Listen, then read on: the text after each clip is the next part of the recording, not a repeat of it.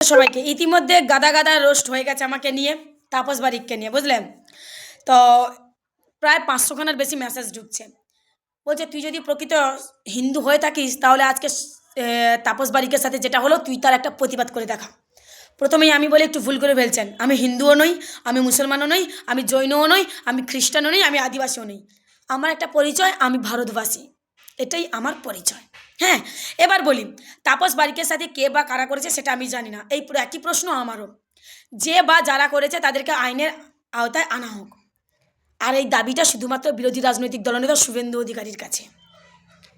যে বাংলা দখল করার জন্য যার কাছে 500টা লাশ কোনো ব্যাপার নয়, সে তো এমনও হতে পারে না যে ভোটকে কেন্দ্র করে নিজেদের দলের মধ্যে এমন কিছু ঘটনা ঘটাতে পারে যেটা বিরোধী রাজনৈতিক দলের উপর চাপানো যায়, সরকারকে বদনাম করা যায়। কারণ আমরা তো দুর্গাপুর কাণ্ড দেখেছি, কাকদ্বীপ দেখেছি, ভয়ে উনি আর ওইসব ভাঙাভাঙি নিয়ে আর পোস্ট করছে না, বুঝলে।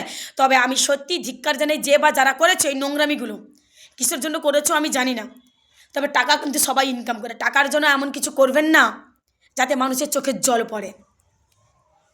কারণ শুভেন্দু অধিকারী প্রথমে টার্গেট করে দিয়েছে তৃণমূল কংগ্রেসের দুষ্কৃতীরা করেছে।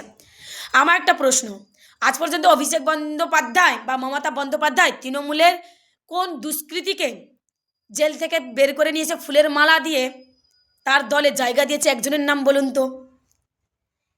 কিন্তু আমি ভারতীয় জনতা পার্টি একাধিক দুষ্কৃতী ধর্ষককারীদের নাম বলে দিতে পারি, যারা এখন বর্তমানে বিজেপির হয়ে প্রচার করে, ধর্ষণকাণ্ডে জেলও খেটেছে, ফুলের মালা দিয়ে তাদেরকে নিয়ে এসেছে।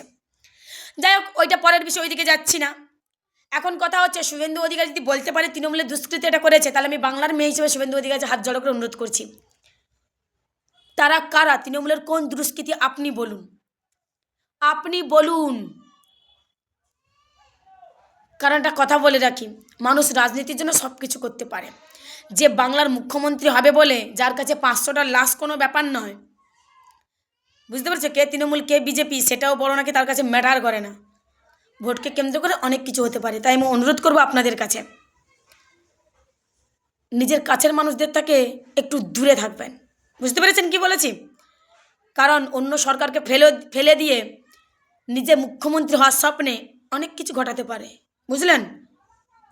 তাই অপর কাউকে দোষী করার আগে নিজের আয়নায় একবার মুখটা দেখে নেবেন। বিরোধী রাজনৈতিক দল নেতাকে বলছি, আপনাকে মানুষ চেনে, মানুষ জানে। কারণ আপনি বলেন আপনাকে চেনেন তো, আমার এখানে সব লোট, সবাই সব চেনে, কেমন? তবে সত্যি আমি খুবই কৃতজ্ঞ, তাপস বারিকের পরিবারের সাথে যেটা হয়েছে একদম ঠিক হয়নি। যে বা যারা করেছে তীব্র ধিক্কার এবং প্রতিবাদ জানাই, যত তাড়াতাড়ি সম্ভব তাদেরকে আইনের আওতায় আনা হোক। আমি আমার রাজ্য সরকারের কাছে অনুরোধ করছি, তদন্ত করা হোক কে বা কারা করেছে। শেষে কেঁচো খুঁড়তে কেউটে যেন না বেরিয়ে যায় শুভেন্দু অধিকারী।